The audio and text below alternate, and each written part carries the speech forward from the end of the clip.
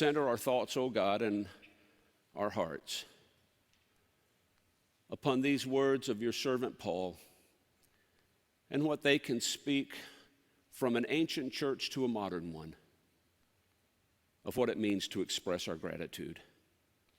In Christ's name, amen. Well, we close our series today, The Blessed Life. And you know, when people say, oh gosh, I've had such a blessed life, we know that often they're thinking about what they have and the things they've been able to enjoy in life. And I'm not poo-pooing that. That is a part of being blessed. You ought to be able to enjoy what you have. But if you get nothing else from this series, I hope you'll understand the blessed life is more. It also includes what we're able to give and what we're able to do for others. If you would ask Billy Graham, have you lived a blessed life? I know on many occasions Billy Graham said, I have had such a blessed life. And if you ask him why, I doubt he would have said it's because of the 11 presidents I got to sit with personally. It's because of the world leaders and the palaces around the globe I got to go in. He would have said it's because a poor country boy from North Carolina could be used by God to bring millions of people to Christ. The blessed life is what we can give and do for God and for other people. So on the Sunday before Thanksgiving, we close with one final element of the blessed life, and it is an appreciative life. For those who've been a part of our series, you may be thinking that sounds similar to what we did a few weeks ago. We talked about how the blessed life is a grateful life, but there's a difference between gratitude and appreciation. You can feel grateful for something, but not necessarily take the time and the effort to express appreciation. On Halloween evening, we had probably more children in our neighborhood trick-or-treating than we've ever had. We've had a lot of young families move into the neighborhood. So I was coming in from out of town. I called Susan. She went to the store, got candy. 6 o'clock, doorbell started ringing. It rang quite a bit that evening. And one ring had this just mass of children in front of the door. And you might remember it was pretty cold. Kids didn't hang around long. So Susan, they all shouted trick or treat. She put the candy in the bags, and then they bolted away, away from the door out to the next house, except for one little girl. She couldn't have been more than 4 years old. She turned around and said, "Thank you. I'm so grateful for this candy. I hope you have a happy Halloween." Cute as can be. It reminded me of the story of Jesus healing the 10 lepers in the Gospel of Luke. I wanted to say, did not 10 children receive candy? Where are the other 9? Is the only one to return and give thanks this little girl dressed up as Barbie? Appreciation blesses. And perhaps none greater than the person who expresses it. Paul, in nearly all of his letters, expressed gratitude for the recipients. He did it for the Romans, his letter to the Corinthians, to the Ephesians, to the Colossians, the Thessalonians. Part of the reason he did was that's just the way you wrote a letter in the first century. You began with your opening salutation, greeting, and then you extolled the recipient in some way, typically just a sentence. I thank God for you. Except the Philippians. Paul's letter to the Philippians stands out among the others because of how much attention he gives over many verses expressing gratitude for them. He begins, I thank my God for all my remembrance of you. Paul had a special relationship with this church.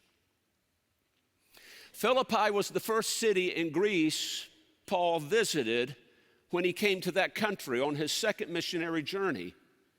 It was a Roman colony. There were not many Jews there. They did not have a synagogue. But Paul suspected if there are any Jewish families, then I bet the women will be gathering at the nearest river to wash utensils and follow the rituals of purification of their faith. Sure enough, there was a woman there named Lydia.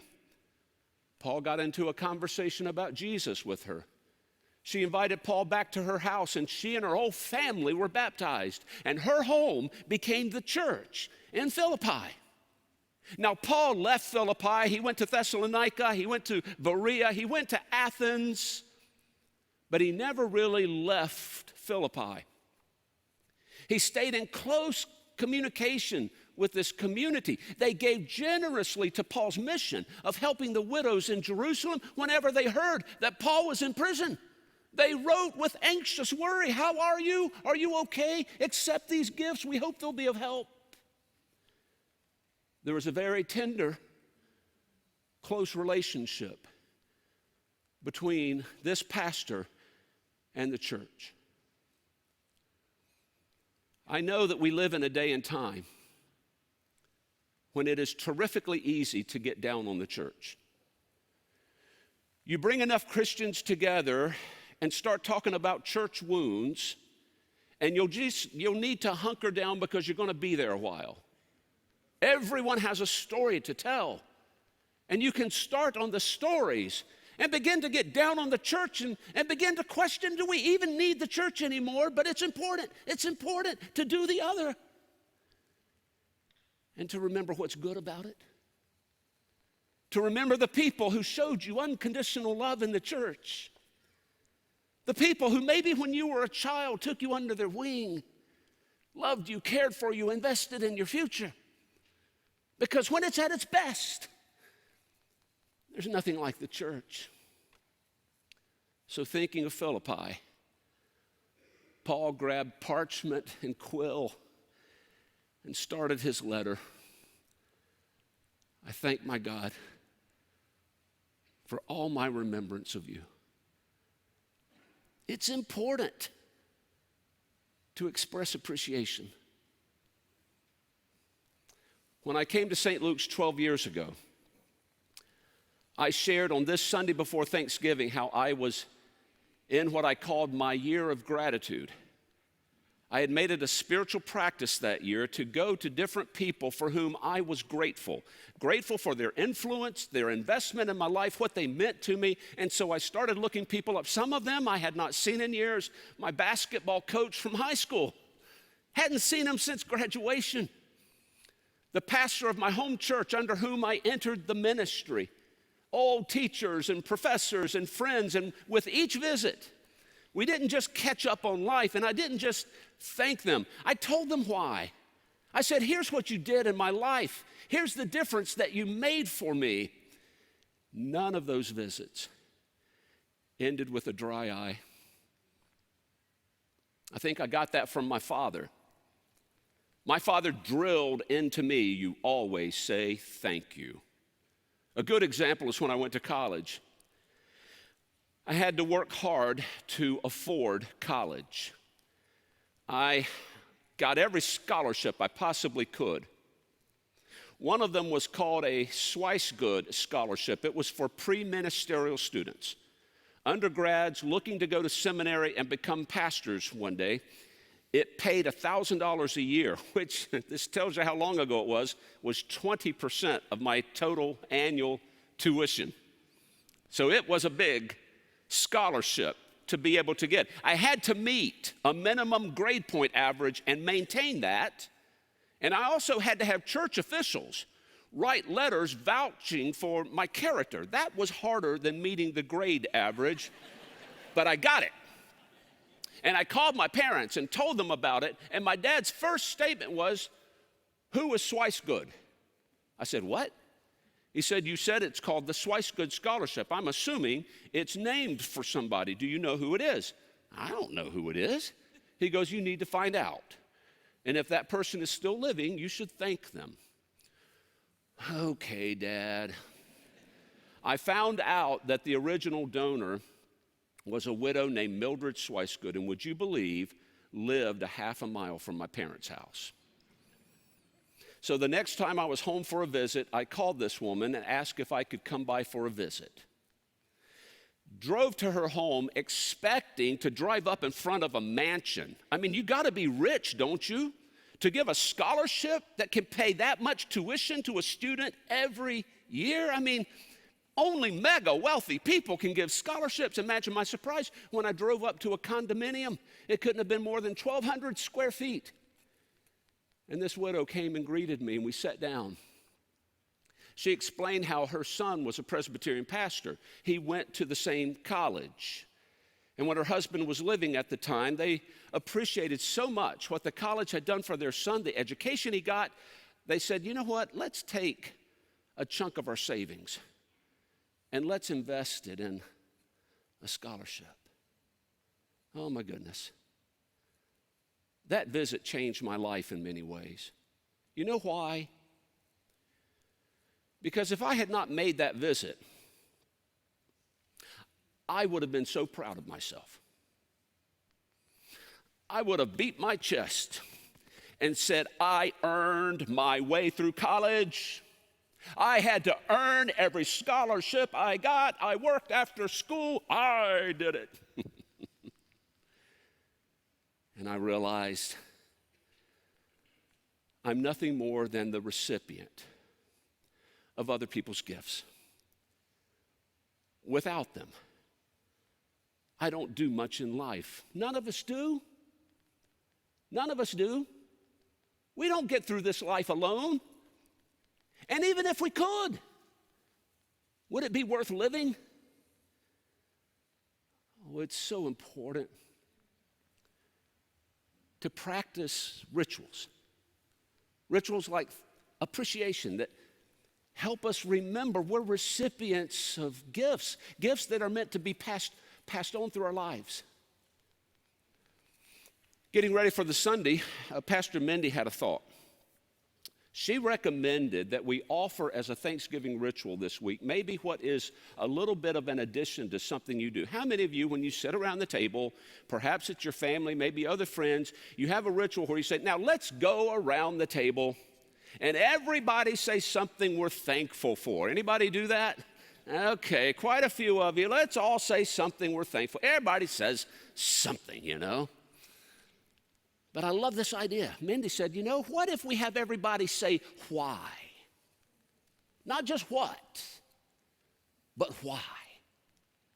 Why was the gift special? What difference did it make in your life? If the gift is a person, what did they do for you? Why is the gift important? How are you different because of somebody else? It is so important to remember that. And you know, you don't have forever to do it.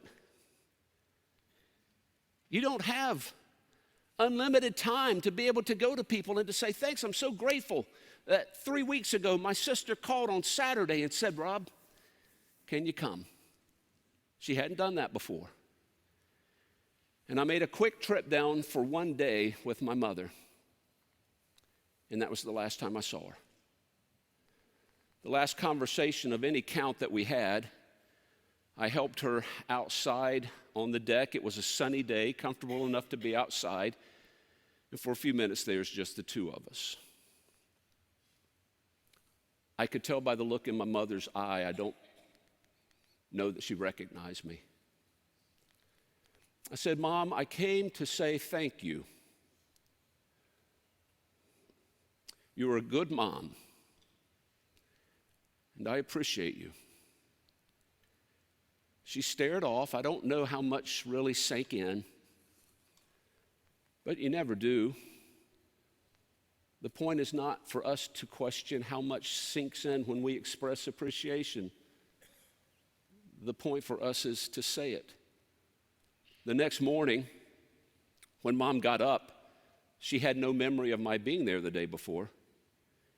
I was getting ready to leave, and when she saw me, my sister helped her into the living room. She looked with the biggest surprise and went, you're here.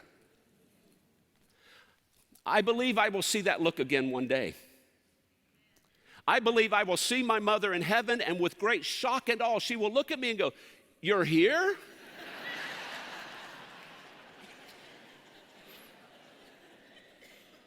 I believe I will.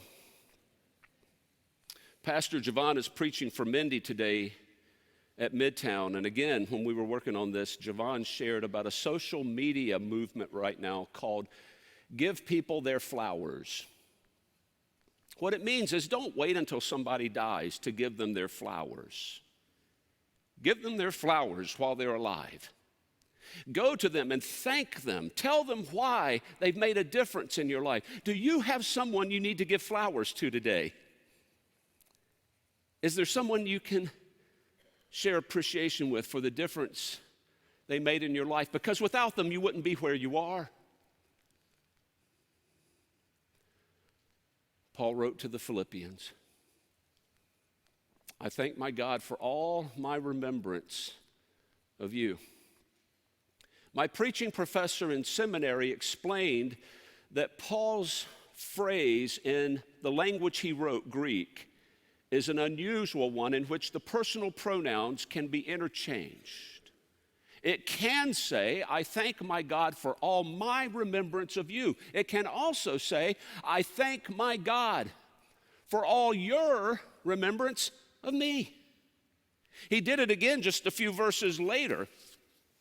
He said to them, it is right for me to think this way about you because I hold you in my heart.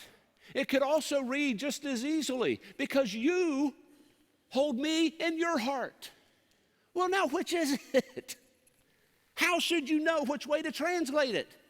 I thank my God for all my remembrance of you or for all your remembrance of me. You know what the answer is? Yes. Yes. Because appreciation works that way.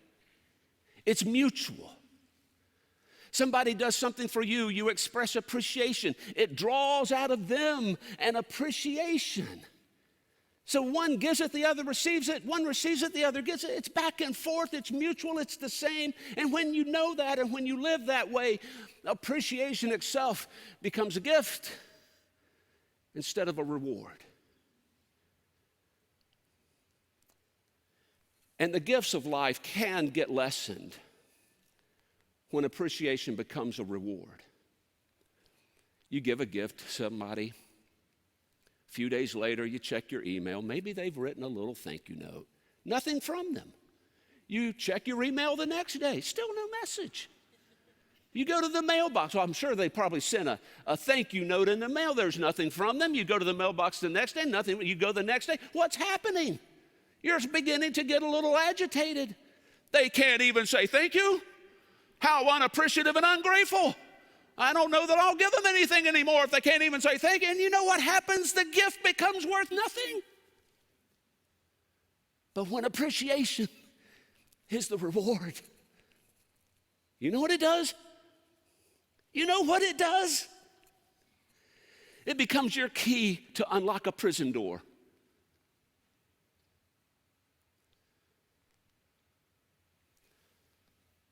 Paul wrote Philippians in jail. We're not sure which one. Many say it was Caesarea, where Paul probably knew he would never be free again. He was chained in a dungeon for 2 years, awaiting transportation to Rome, where he would stand trial before Caesar.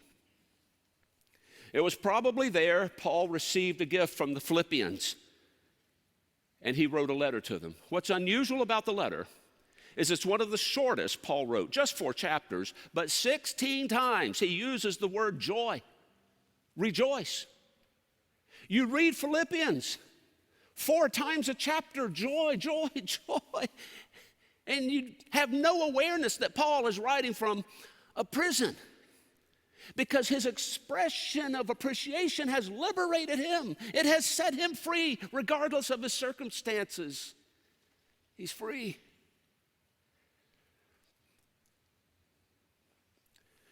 Bill Balknight, former United Methodist pastor, tells a story about a Christian counselor who helped a young man. The parents of the son became so distraught because he got addicted to drugs, and it led to a depression that caused him to take his life, or at least try to. He was unsuccessful, but when he woke up in the hospital and realized he had failed, he got even more discouraged. He said to his parents, please let me. When I get out of here, I'm just going to try again. The parents happened to be members of an Emmaus community. That is a life-changing retreat in the United Methodist Church. People go on and learn about grace and God's love for them, and it renews them. And people who go on the walk to Emmaus remain in a community of hundreds. And so people in this community not only prayed for this family, they wrote cards to the young man. A Christian counselor came to see him, asked what the stack of cards this tall in the windowsill was. He said, "Oh, it's friends of my parents." He read through a few cards. They were to him. He said, "I know you're going to try again. I can't stop you and no one can. And if you want to take your life bad enough, you will succeed eventually. But let me ask you to do something. Will you make an agreement with me today that you will not try to take your life again until you write a thank you to everybody who sent you a card?" They went back and forth, but finally he agreed. He agreed. Over 100 thank yous. And when he finished, he no longer wanted to take his life and got into treatment to overcome his addiction. Appreciation sometimes reserves its blessing the most for the one who expresses it. Are you in a prison of some kind today? Has life not turned in the favor you hoped it would, giving you a reason to feel as thankful as you wanted today? It may make absolutely no sense, but just try expressing appreciation and see what it does.